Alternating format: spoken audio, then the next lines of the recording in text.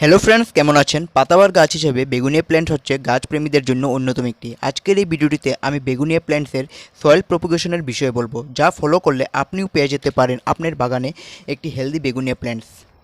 ভিডিওটি শুরু করার আগে আপনাদের সবার কাছে একটা অনুরোধ করব, আপনারা যদি এই চ্যানেলটিতে প্রথম ভিজিট করেছেন এবং গার্ডেনিং রিলেটেড ভিডিও দেখতে ভালোবাসেন বা গার্ডেনিং বিষয়ে কিছু জানতে চান, তাহলে এই চ্যানেলটি অবশ্যই সাবস্ক্রাইব করবেন, কারণ এই চ্যানেলটিতে গার্ডেনিং রিলেটেড সব ধরনের ভিডিও আপনারা পেয়ে যাবেন।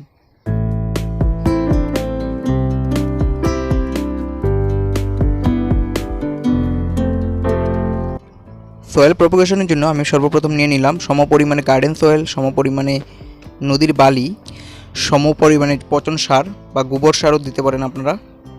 তারপর কিছু নিয়ে নিলাম কাঠকয়লা। কাঠকয়লা সয়েলটাকে বীজাণুমুক্ত করে রাখবে।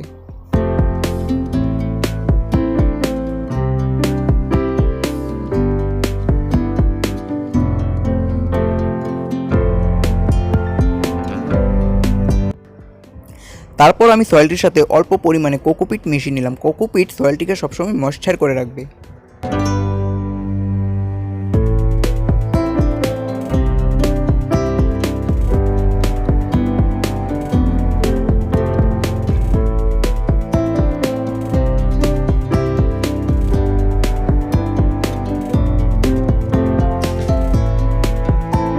তারপর আমি সয়েলের সাথে ফাঙ্গিসাইড মিশিয়ে নিলাম। ফাঙ্গিসাইড গাছটিকে ফাঙ্গাসের আক্রমণ থেকে বাঁচাবে।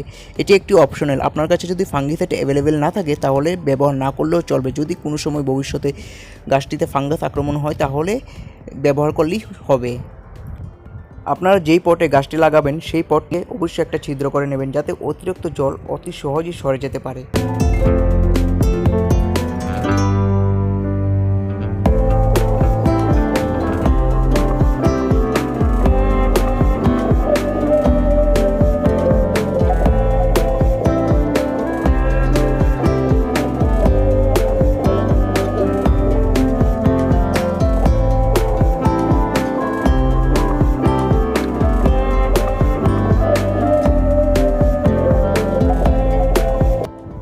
বেগুনিয়া গাছে কখনো ওভার ওয়াটারিং করবেন না। ওভার ওয়াটারিংয়ে গাছটি পচে যেতে পারে।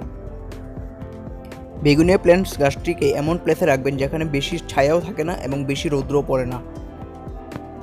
গাছটিকে সেমি শেড এরিয়ায় রাখলে ভালো হয়।